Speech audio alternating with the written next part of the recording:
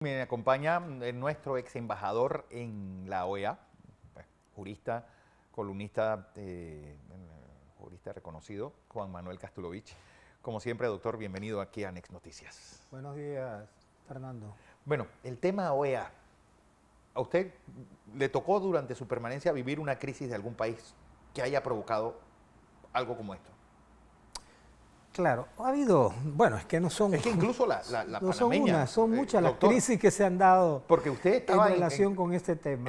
entre los primeros actores durante la crisis de 1989, donde la OEA se puede decir que dejó a los panameños colgados de la brocha, como dicen en la calle. Claro, recuerde que yo fui el primer viceministro de Relaciones Exteriores en el gobierno de Endara. Sí. A mí me sucedió después como viceministro José Raúl Mulino. José Raúl Mulino, porque el acuerdo era que yo me quedaba 6 meses en la Cancillería, yo había sido ya anteriormente viceministro, me quedaba 6 meses en la Cancillería porque me iba a ocupar el puesto de director por Panamá y Venezuela, precisamente, en el directorio del Banco Interamericano de Desarrollo. Así que yo estuve desde que se inauguró el gobierno de Endara hasta el día 30 de junio del año siguiente, el 91, cuando me fui para el Banco Interamericano. Bueno, ¿qué pasó ayer? Porque, pues, al final no hubo ningún voto en contra, sino fueron abstenciones y no asistencias. En el fondo, si se abstienen o no están presentes o votan en contra, el efecto práctico es el mismo porque sí. lo que cuenta es la totalidad de los votos favorables. En la Estrella de hoy, Sí. publico un artículo específicamente sobre las elecciones venezolanas. Y una de las cosas que advierto desde el comienzo del artículo es que fue una ilusión esperar que el señor Maduro y su régimen estuvieran de acuerdo con que los echaran del poder a través de un proceso electoral. Sí. Ese proceso electoral venía amañado, manipulado, con todos los impedimentos que pudieron crear para evitar que la oposición ganara. Desde luego, eliminaron a la candidata principal, Corina Machado, eliminaron a la sucesora de la candidata principal, la otra señora Corina, no me acuerdo su apellido, y finalmente hubo que recurrir a la candidatura de Edmundo González. Pero a pesar de todo, una persona totalmente desconocida como líder político en Venezuela, porque él venía de la vida diplomática, sin embargo, a pesar de todos esos factores en contra, la votación fue mayoritariamente favorable a la candidatura opositora. Pero Maduro nunca tuvo la menor intención de permitir que el resultado fuera opuesto a su permanencia en el poder. Eso estaba claro. Era una ilusión pensar que él tenía intención de dejar el poder. Bueno, pero ¿cómo eso se comprueba? Porque al final, pues, ellos dicen, nosotros tenemos las actas, o tienen la votación de su parte. Y la pregunta es, ¿qué presión puede hacer el mundo para que entreguen esas actas? María Corina Machado dice que ya tiene más del 70% de esas actas que le dan un voto contundente al señor Edmundo González. Pues Maduro dice que ganó por el 51% de los votos, o lo dice el propio Consejo Nacional Electoral de Venezuela. Mire, yo en las realidades políticas que he tenido la oportunidad de vivir en mi vida me enseñan que una elección como la que se dio en Venezuela, donde todos los factores fueron alineados para impedir el triunfo de la oposición,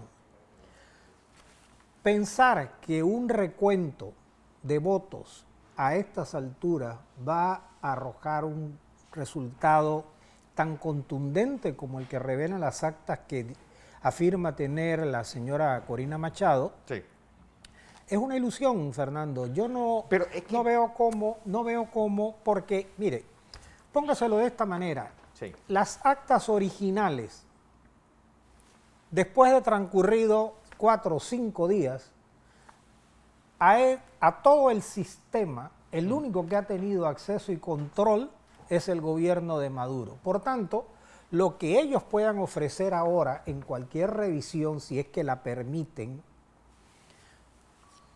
va a ser un resultado manipulado. Sí. Manipulado. No hay ninguna duda que va a ser un resultado manipulado. Ahora, la oposición afirma tener, no 80%, ya en la última noticia que vi hablaban de que ellos tienen en sus manos casi el 90% de las actas. Y las cifras son contundentes, las cifras que tiene la oposición son contundentes. Pero, por ejemplo, doctor, y yo soy un creyente, siempre le he dicho a mis televidentes que soy un cliodinámico. Siempre he creído que la historia va repitiéndose y uno, el que no, historia maestra vida, es decir, y el caso panameño de 1989 tiene ciertas similitudes con lo ocurrido en Venezuela. Se dio un fraude, pues los panameños salimos a reclamar en las calles, hubo esa cierta presión internacional, pero esa presión internacional termina pues 10 días diluyéndose. Y el reloj al señor Edmundo González y a María Corina Machado le está jugando en contra. Y más ahora con el ojo del mundo pues puesto en una crisis en el Medio Oriente. A nosotros nos afectó lo de Tiananmen en China, pues, que hizo que el mundo dejara de ver a Panamá.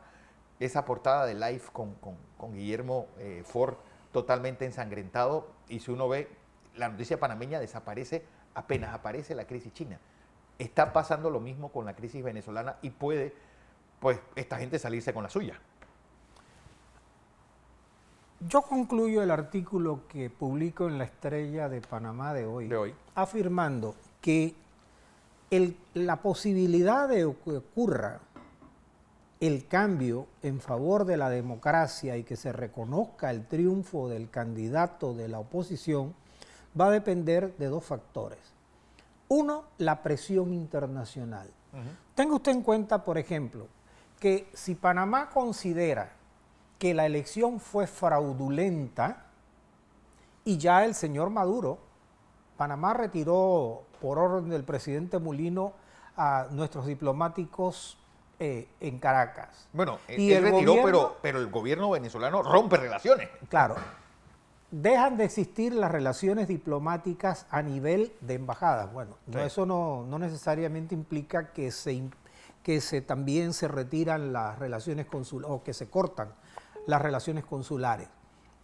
Pero por la manera como está actuando el señor Maduro, eso va a ocurrir. Él no quiere presencia de ningún país extranjero que esté a favor o que se haya manifestado contrario al resultado que Maduro ha pregonado. Por tanto, aquí lo que va a ocurrir es que una cantidad de países tendremos la opción de decidir si reconocemos al gobierno del señor Edmundo González. Panamá perfectamente final, puede tomar esa decisión. Al final, doctor, eso ya no ocurrió. Es decir, Panamá ya rompió relaciones con Venezuela en el 14. Pues, también, y reconocimos a Guaidó, y hicimos el menú completo, y ahí está Venezuela. Bien, la diferencia también puede estar, es el segundo factor, el papel que puedan jugar los militares en Venezuela. Digo, es que a mí, y usted que ha sido un demócrata siempre, doctor Kastulovich, que nosotros todavía tenemos esperanzados en que los militares den un golpe de Estado. Mire, lo que dice mucho de la clase de democracia que tenemos en este lado del mundo. Repito, yo aquí no abrigo ninguna ilusión y no la tenía antes de las elecciones, y así lo expreso en esta columna que la escribí antes de que ocurriera la reunión de la OEA, y predije lo que iba a ocurrir en la reunión de la OEA, que ahí no iba a haber ninguna resolución que condenara al gobierno de Maduro por su actuación en el proceso electoral. Y no la iba a haber por una razón muy sencilla, porque la OEA cambió totalmente desde el momento en que ingresaron los 14 países del Caribe. Claro. Si usted registra históricamente, verá que en la mayoría de los casos ha significado que las resoluciones de la OEA fueron bajando de tono desde la que hubo en la década de los 60 contra la Revolución Cubana. Las resoluciones han ido bajando de tono. ¿Por qué? Porque se impuso una regla que ha venido a resultar completamente negativa, que es la regla del consenso. Cuando usted quiere todo resolverlo por vía del consenso, termina no resolviendo nada, bueno, termina favoreciendo la inocuidad, termina favoreciendo la falta de la inconsistencia. Y de esa manera, por eso es que la OEA es un organismo en crisis. Y esta situación de ayer ha venido a confirmar que la obsolescencia de la OEA es galopante. De esa reunión, aparte de declaraciones, sí, un poco de caja de resonancia, como digo en mi artículo que aparece publicado hoy, no iba a haber más nada. No iba a haber más nada. Lo máximo que se podía esperar era que los países del Caribe estuvieran de acuerdo con una exhortación a Venezuela a actuar democráticamente, pero ni a eso se llegó. Ni a eso se llegó. Entonces, esto puede, es decir, ¿cuál es la consecuencia de esta resolución? Porque el régimen ayer pues lo ponía como una victoria. Por supuesto. Y lo tiene como tal. Es decir, por supuesto, yo creo que sí. Por supuesto. Ahora, la firmeza de los países que votaron a favor de la resolución, a pesar de que la resolución no era tan contundente tampoco, ya la habían pulido bastante como para que más bien fuera simplemente un trámite de exhortación a que el gobierno de Venezuela, el gobierno de Maduro, aceptara un recuento imparcial, objetivo de las actas electorales. Pero la resolución no iba a ir más allá. Sin embargo, todavía tenemos que la resolución aprobada, bueno, ni siquiera fue aprobada, fue la cantidad de votos. Yo explico en esa columna que, en primer lugar, pensar que la Carta Democrática se le iba a aplicar a Venezuela es totalmente desencaminado. Venezuela no es miembro de la OEA. Por tanto, la Carta Democrática se le aplica a los países que son parte de la organización que mantienen el compromiso que firmamos en Lima. Yo asistí a la Asamblea de Lima como embajador de Panamá con el canciller José Miguel Alemán cuando se firmó o se aprobó la Carta Democrática y fui uno de los negociadores de la Carta Democrática. Y una de las cosas que yo destaqué, tengo aquí un artículo que publiqué el día 4 de septiembre de 2001, una semana antes de que se aprobara la Carta Democrática en Lima. Y dije en la reunión del Consejo, cuando se aprobó la resolución para remitir el proyecto de la Carta Democrática a la Asamblea Extraordinaria en Lima, que uno de los problemas de la Carta era que era inoperante. Claro. Y es inoperante porque el artículo 18 de la Carta dice que cuando un Estado miembro se produzcan situaciones que pudieran afectar el desarrollo del proceso político institucional democrático o el legítimo ejercicio del poder, el secretario general o el Consejo Permanente podrán, y esto es lo importante, con el consentimiento previo del país afectado. Sí. Y si el país afectado no da el consentimiento, el señor Maduro no permitió que fuera ningún observador que él considerara que podía opinar en contra. No permitió misiones de observación electoral imparcial. Sí. Y nadie podía obligarlo. Primero porque no es miembro de la OEA y segundo porque aunque hubiera sido miembro de la OEA, se requería su consentimiento previo para que pudiera ir una delegación internacional a Venezuela. Por ejemplo, se invoca mucho la doctrina de Betancourt. Es utilizable en una crisis de este ¿Panamá la ha aplicado? Sí. Digo, ¿puede aplicarse en este caso? Por supuesto. Si se considera que ese gobierno que se ha proclamado como ganador de las elecciones es un gobierno fraudulento, aunque la doctrina de Betancourt tiene que ver con golpes de Estado de otra connotación, eso técnicamente, desde el punto de vista del respeto a las normas de la democracia, es un golpe de Estado. El gobierno de Maduro ha dado un golpe de Estado en Venezuela y Panamá tiene perfecto derecho a romper relaciones invocando la doctrina de Betancourt. y deben hacerlo todos los demás países. Mire, pareciera que estas cosas pueden no tener tanta impacto, Sí. pero si 5, 6, 7, 8, 10 países o los 17 que votaron a favor de la resolución decidieran romper sus relaciones diplomáticas, cortar sus relaciones diplomáticas con Venezuela, créanme que eso tiene impacto. Créanme que tiene impacto y eso va a repercutir para alentar también internamente a los sectores de la oposición venezolana a ser más militantes en su repudio al... Pero eso también no implicaría, pues, ya terminar de echar a Venezuela a la égida rusa-china.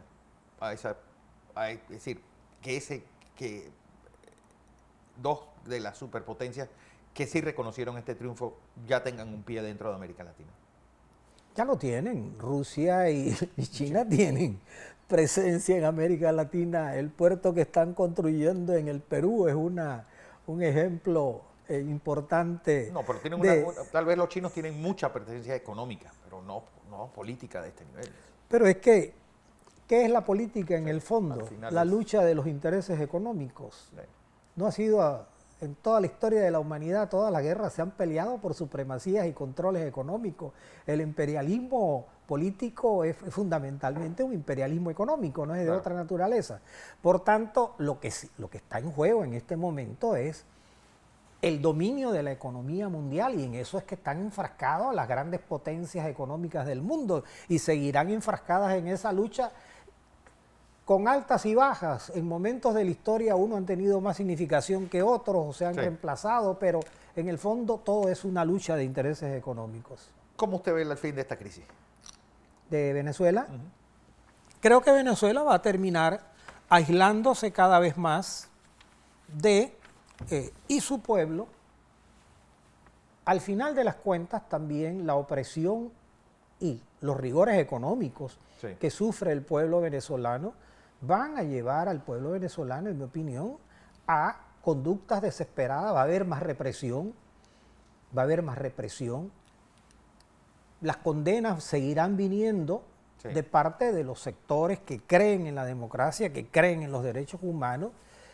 Posiblemente se llegue a una resolución, si en la OEA no la hay, puede haber una resolución en la Asamblea General de las Naciones, no la va a haber en el Consejo de Seguridad porque ahí hay el Sí, poder de veto. el veto de China y de Ah, Rusia. el veto de China y de Rusia sería automático.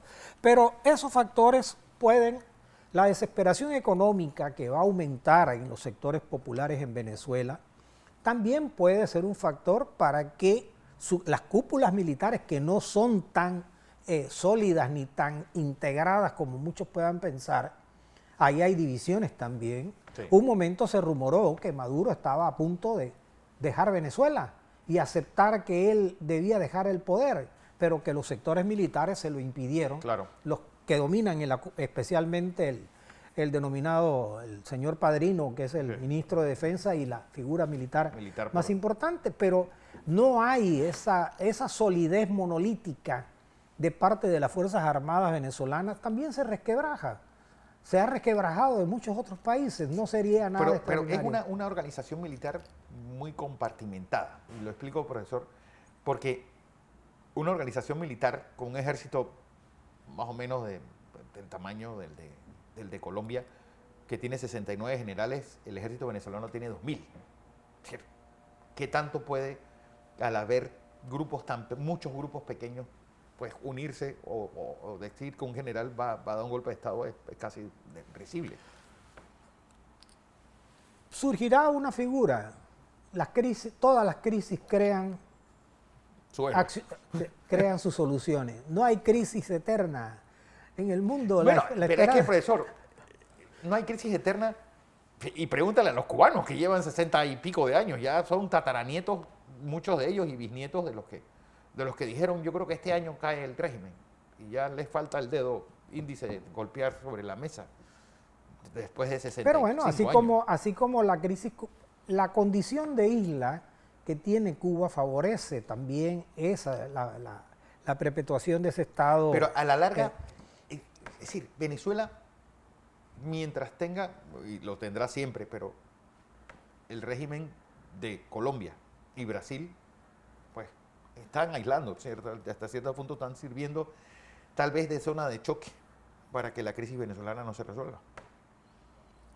Yo creo que ahí hay que tener en cuenta que tanto Panamá, nosotros estamos sufriendo, Sí. y va a Va a aumentar, aumentar esta. va a aumentar la migración venezolana. Ya son 7 millones de venezolanos los que están, más de 7 millones los que han salido de Venezuela y seguirán saliendo más. Y habrá cada vez más carencias en Venezuela porque por más que él tenga, que el gobierno de Maduro pueda tener el apoyo de Rusia y de China, Sí. van a tener que suplirlo de alimentación, de todos los productos básicos eternamente también. Mire, los pueblos, todos los pueblos pueden ser empujados hasta un nivel, pero llega un momento en que esos pueblos simplemente reaccionan por imperio de la necesidad, porque no les queda otra alternativa. Yo estoy convencido que en Venezuela va a haber un cambio y creo, no va a ser ni parecido a la situación cubana. Esto no es un país isla como Cuba, es un país que está en un territorio continental, que tiene muchas otras formas de que la gente pueda entrar y salir. Él no puede poner un policía en cada Sí. metro de la frontera para impedir que entren. Pero al final, si algo ha tenido este régimen venezolano, es que ha encontrado resortes para poder repeler todas las crisis que ha tenido. Es decir, y las ha tenido muchas. No olvidemos que Chávez, casi recién inaugurado su gobierno en el 2002, tuvo un golpe de Estado, que él renunció, se ¿Y fue, por qué no se puede regresó. repetir? Sí. Se dio con Chávez, se puede dar con Maduro también. Sí, ya después de 25 años yo creo que eso tiene raíces muy profundas y está muy cimentado. Y tal vez la solución de esta crisis está también.